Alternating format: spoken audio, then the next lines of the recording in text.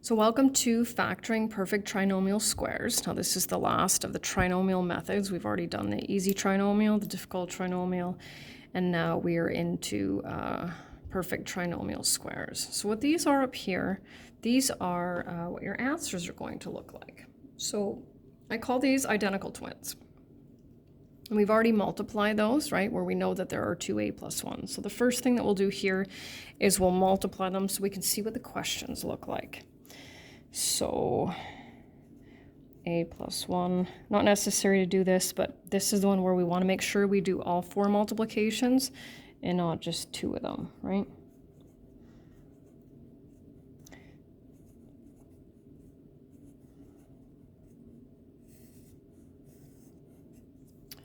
I'm just going to go through these fairly quickly. Right. So we can tell with the first one I did all the steps there, and now I'm definitely taking the shortcut so we can get to what we need. Okay, so where did the 20 come from? Well, there's 2 of them, don't forget, right? So when I do the outsides and the insides, I get 10x plus 10x. That's where that's coming from. And the last one over here will be this. So from the negative 12 and the negative 12. And so all these questions that are boxed up, they're perfect trinomial squares. And that's because when we factor them, we have 2 identical binomial factors. Okay, so recognizing them, the answer is a little tricky. Or sorry, the answer is easy, but the question's a little tricky. So we recognize a perfect trinomial square when we get an answer of 2 identical binomial factors. But the trinomial's trickier, right? So if we look kind of at all these, we want to see if we can try to figure out. Now I do have a couple of tricks there. So first one is that there are only 2 sign patterns that work with PTS. And so that is all 3 are positive, or positive, negative, and positive. And then another one is that the first and the last term, so first and the third, have to be perfect squares. Now, we can actually have it be all of those and have it still not be a perfect trinomial square, but we're going to get into that. So next what we're going to do is we're just going to look at it because it's important then because you need to be able to sort them, right, to separate them and identify them. So let's look at an answer. Okay, will this, okay, if this is our answer, is that going to be an ET, a DT, or a PTS? Well, we know that with an ET, when we multiply those, our numerical coefficient is 1, right? So that would be x squared plus 5x minus 14, clearly an ET. With a DT, we know that our numerical coefficient for the quadratic term is greater than 1, so that's going to be a DT, okay? Here again, w times 4w greater than 1. Now, here I have a pair of identical binomial factors, which, when you're factoring these, you'll write them like this, okay? But you need to be able to recognize it as a perfect trinomial square, 2 identical factors, right? And here you can see, so here, 2 identical factors, perfect trinomial square, 2 different factors, numerical coefficient greater than 1, 2 identical factors, different factors, n times n is n squared, okay? So here we go again. Now, if you can recognize it as a perfect trinomial square, excellent. But what I need you to be able to do is factor it, right? And so what I tell students when we do this is I just say, you know what? If you look at this and see it as an ET, right? It'll still work if you find 2 numbers that multiply to 121 and add to 22. If it's a perfect trinomial square, your numbers will be identical, right? We're looking for 2 identical factors. So what times what gives us 121, and adding those same 2 numbers gives us 22? Well, that's 11 and 11.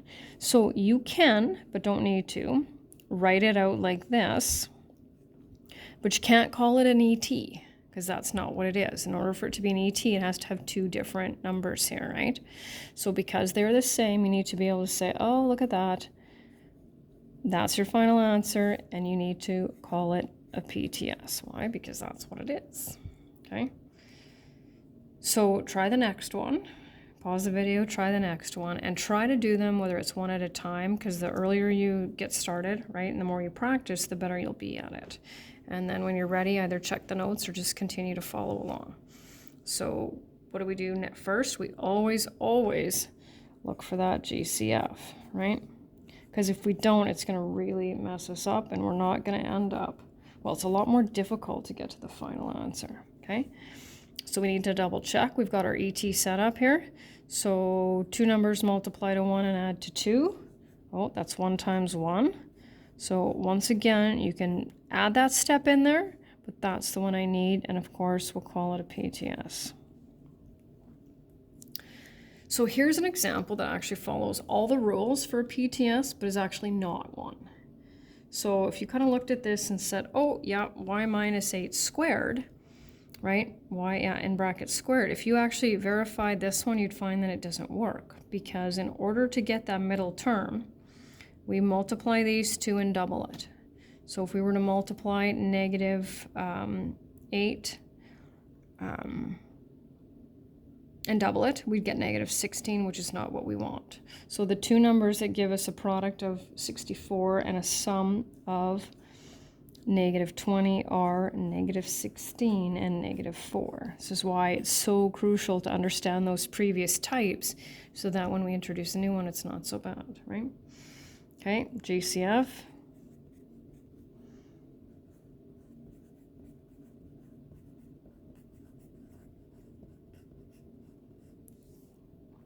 So this is one where you might look at it, and if you don't recognize it as a PTS, because remember they're all going to be mixed up, treat it as a difficult trinomial, right?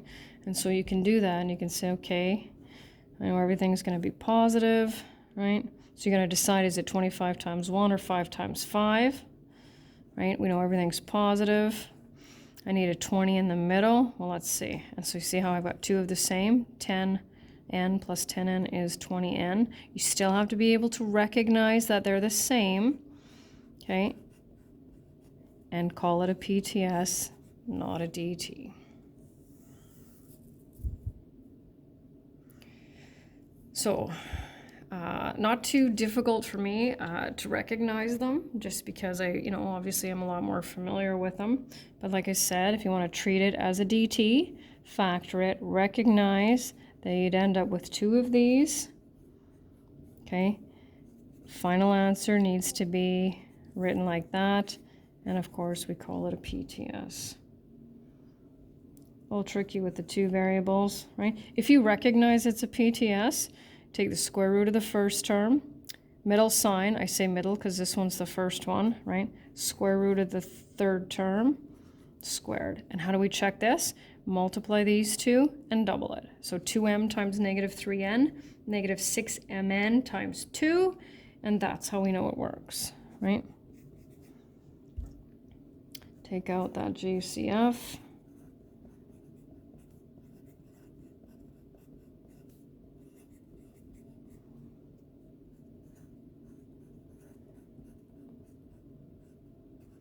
And PTS. So last but not least, so if you come up with two numbers that multiply to give you 81 and add to give you negative 18, we end up with negative 9, right? PTS, two identical binomial factors. And the last screen just kind of asks, again, just for that kind of sorting, right? Just some more sorting practice to help us out with that.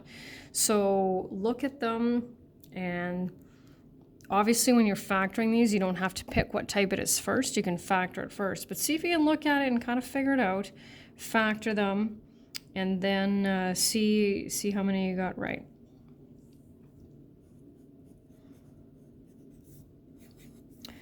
Negative 7 times x is negative 7x times 2, negative 14x.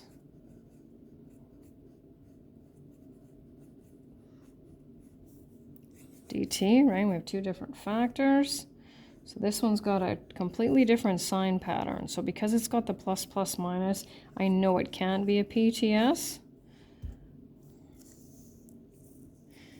So this one here actually follows the rules, right? Plus, plus, plus, perfect square.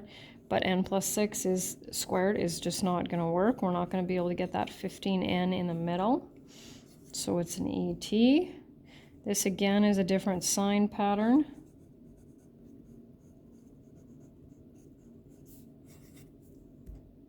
And this one is a perfect trinomial square.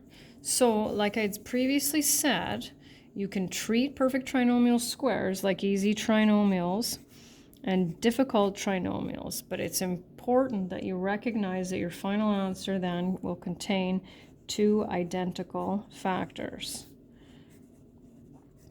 Do not write ET and PTS.